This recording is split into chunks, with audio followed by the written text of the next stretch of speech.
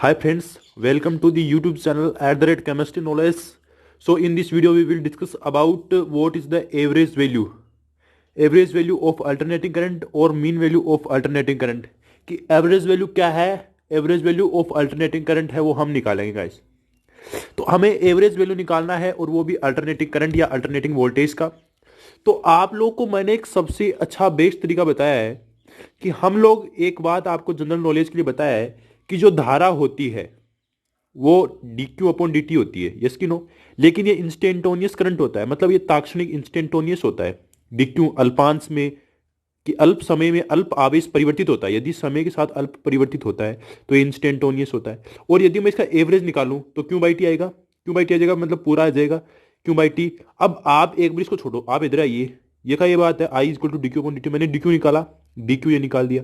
तो D Q निकालने के बाद क्या आया, D Q I into D T, I into D T, D Q को एक तरफ ले लिया, डी क्यू का समाकलन कर दिया आई इंटू डी टी। तो डी क्यू का समाकलन क्या होता है, डी क्यू का समाकलन क्या होता है, क्यू, और क्यू इक्वल टू क्या हो जाएगा, इंटीग्रेशन आई इंटू डी टी। मैंने क्यू की वैल्यू को क्या कर दिया, यहां पर रख दिया, मतलब इसका डी क्यू का मतलब क्या हो गया, क्यू समाकलन। तो क्यू इक्वल टू क्या हो गया, integration of I into D T. मैंने यहां रख दिया क्यू की वैल्यू, क्यू की जगह क्या रख दिया, integration of I into D T. और मैं टी को क्या लिख सकता हूं, integration of T equal to क्या आ जाएगा, टी आ जाएगा। तो आपको कुछ पता चला कि यदि समय के साथ किसी में परिवर्तन हो, समय के साथ परिवर्तन हो, तो उसका जो एवरेज का ग्राफ होता है वो ये होता है। मैं यही इसी पर फोकस देने वाला हूं, इसी को आसानी से समझाऊंगा, इसीलिए आप यहां आए हो, इस वीडियो को देखने के लिए आए हो। क्योंकि मैं यहां रटाने वाला नहीं हूं आपको डायरेक्ट। ये इस प्रकार से आया है कि नॉर्मल इंस्टेंटोनियस ये होता है, एवरेज निकाला हो तो क्यों, क्योंकि मैंने यहां से वैल्यू निकाली इंटीग्रेशन करके। तो आप इस फॉर्मूले को याद कर लीजिए, बस इस फॉर्मूले को याद कर लीजिए। हमें निकालना अल्टरनेटिंग करंट के लिए। तो अल्टरनेटिंग करंट का ग्राफ ये होता है साहब, और इसका टोटल एवरेज जीरो होता है। कैसे होता है, आपको पता है कि ये ग्राफ जितना प्लस डायरेक्शन में है सो उतना ही माइनस डायरेक्शन में है। तो एक पूरे सर्किल के लिए क्या हो जाएगा, इसका जीरो हो जाएगा, क्योंकि जितना प्लस में उतना माइनस में, दोनों को जोड़ दीजिए जीरो आ जाएगा। लेकिन हमें इसको प्रूव करेंगे, हम इसको प्रूव करेंगे कि जीरो कैसे होता है। सो हम लोग जानते हैं कि अल्टरनेटिंग करंट के लिए इंस्टेंटोनियस करंट कितना होता है, I equal to I M sine omega T. यदि आपने अल्टरनेटिंग 01 लेक्चर नहीं देखा तो वो देख लीजिए, मैं डिस्क्रिप्शन में अभी लिंक डाल दूंगा, वो देख लीजिए। और इंस्टेंटियन, ये वोल्टेज के लिए क्या होता है, इंस्टेंटोनियस करंट ये होता है। तो इसके लिए निकालेंगे अगले वीडियो में, इसके लिए हम देख लीजिए, जैसा इसके इससे निकलेगा वैसा इससे निकलेगा। तो हम सबसे पहले निकलेंगे पूरे चक्कर के लिए। तो आई एवरेज क्या हो जाएगा, देखना, जीरो से टी, सेम का ये फॉर्मूला लगा दिया मैंने, कहां से, यहां प्रूव करके बताया था कि इस प्रकार से होता है यदि समय के साथ परिवर्तित। क्यों, क्योंकि समय के साथ धारा में परिवर्तित हो रहा है, तो ये होगा। अब मैंने जीरो से टी कैसे कर दिया, क्योंकि आपको पता है लिमिट जीरो से टी है, एक पूर्ण चक्कर के निकाल रहे हैं तो जीरो से टी जाएंगे, जीरो से टी, टी बाई टू, और फिर टी पर जाएंगे। तो एक पूर्ण चक्र के लिए कितना हो जाएगा, टी हो जाएगा। इसलिए मैंने जीरो से टी, इसको जीरो से टी मैंने इसके ऊपर लगा दिया। अब आप लोग जानते हो डिटी का क्या होता है, टी डिटी का समाकलन क्यों नहीं जानते, क्या डीएक्स का क्या होता है भाई, समाकलन एक्स नहीं होता क्या। तो एक्स मतलब यहां पर टी है, तो टी क्या हो जाएगा, वन अपॉन टी। तो मैंने क्या किया, यहां पर देखना, मैंने क्या किया, यहां देखना, वन अपॉन टी को बाहर ले लिया और इंटीग्रेशन जीरो से T I M sine omega T D T रख दिया, क्योंकि आई की जगह मैंने इसकी वैल्यू पुटअप रख दी। अब देखना, आई एम भी कांस्टेंट है, डी के सामने आई एम कांस्टेंट है, तो आई एम को बाहर ले लिया, टी और ये अंदर का अंदर। अब मैंने इंटीग्रेशन किया साइन ओमेगा टी, तो साइन ओमेगा टी का क्या होता है, minus cos omega T upon omega. ये तो आपको पता ही होगा, ये तो आपको रटना ही होगा, कोस ओमेगा टी अपॉन ओमेगा ये होता है जीरो से टी।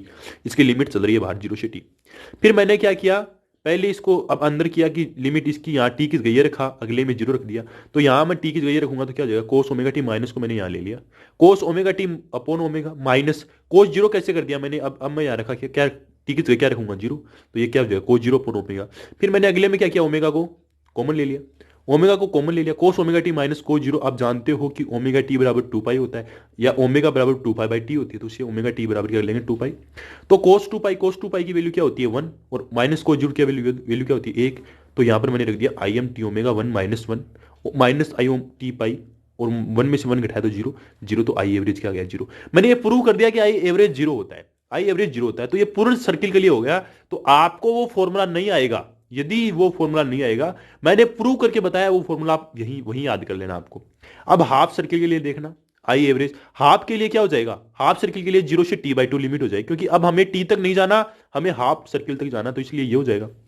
अब आपको पता है यदि यहां dt है, यहां dx था, तो उसका अक्स होता था, लेकिन लिमिट क्या है, जीरो से टी बाई टू। तो अब क्या होगा, क्या होगा इसका t/2 हो जाएगा। अब इसका इंटीग्रेशन क्या हो जाएगा t/2, 0 से t। अब यहाँ क्या है आपके पास dt है, यहाँ dt है, तो इसका क्या हो जाएगा t/2 होगा, t/2 क्योंकि लिमिट क्या है t/2। ओके, सो मैंने क्या किया, नीचे t/2 रखूंगा तो ऊपर t चले जाएगा, नीचे t आएगा, वहां t था 1/t था, यहाँ पर 2/t आएगा क्योंकि 2 नीचे था वो ऊपर चला गया। ओके, फिर 0 से t/2 आई एम वो का वो ये कांस्टेंट का कांस्टेंट, कांस्टेंट बाहर ले लिया, 0/2 साइन ओमेगा टी का मैंने इंटीग्रेशन किया, माइनस कोस ओमेगा टी, 0 से t/2 लिमिट लगाई, इधर मैंने इसको बाहर ले लिया।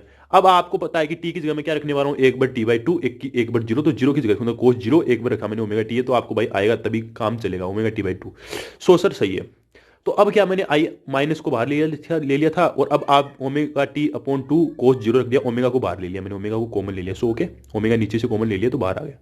सो हम लोग जानते हैं कि ओमेगा t बराबर 2 पाई होता है, तो हमने यहाँ ओमेगा 2 की जगह क्या रख दिया 2 पाई, 2 पाई से 2 कैंसिल, तो पाई बचा, तो कोस पाई माइनस कोस 0, कोस पाई माइनस कोस 0, और -2 आई एम टी ओमेगा। सो आगे क्या हुआ देखना, कोस पाई की वैल्यू होती है -1, कोस पाई की वैल्यू होती है -1, -1 क्या हो गया 2, तो माइनस का 2 हो गया, माइनस का 2 I am into -2 T omega, तो क्या होगा minus minus plus 2 into 2 4, 4 I am upon T omega. अब हम लोग जानते हैं कि ओमेगा टी की क्या वैल्यू होती है 2 पाई, यहां पर मैंने 2 पाई रखा, यहां पर मैंने 2 पाई रखा, 2 से 4 कैंसिल, तो 2 आई एम इंटू पाई। अब हम लोग जानते हैं कि 2 और पाई की वैल्यू कितना होता है, 2 और पाई को यदि हम इंटर गुणा करेंगे, इसमें भाग देंगे तो आएगा 0.636, और आई एम 7 गुणा में है तो गुणा में गुणा चल गया, ये प्लस डायरेक्शन में था, यदि यही नेगेटिव डायरेक्शन में होता तो क्या जाता माइनस में आ जाता, और दोनों को जब जोड़ोगे तो एवरेज क्या आ जाएगा टोटल 0 आ जाएगा। अब देखना एक बार ये डायग्राम देखना, सबसे पहले हमने क्या किया, पूरे के पूरे चक्कर के लिए देखा, तो जितना ऊपर है उतना नीचे तो 0 हो गया, लेकिन हमने एक हाफ साइकिल के लिए देखा,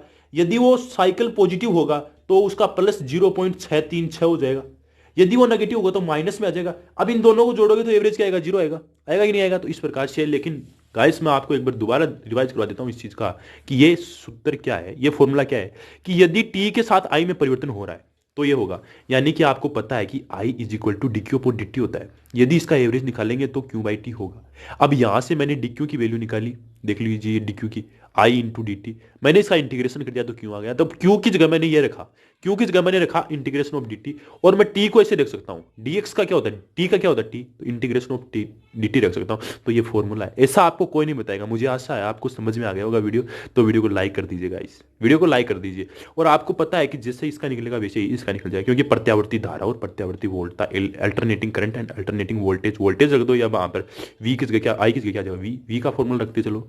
तो आपको वीडियो बहुत अच्छा लगा होगा, वीडियो मैंने छोटा ही बनाया है, ठीक बना दिया, 8 मिनट का बना दिया। तो सो गाइस बहुत बहुत धन्यवाद आपका इस वीडियो को देखने के लिए, और मेरी वीडियो को आपने टाइम दिया, मैं आपका बहुत शुक्रगुजार हूँ गाइस, और वीडियो को लाइक देन सब्सक्राइब करना ना भूलें। Okay thanks.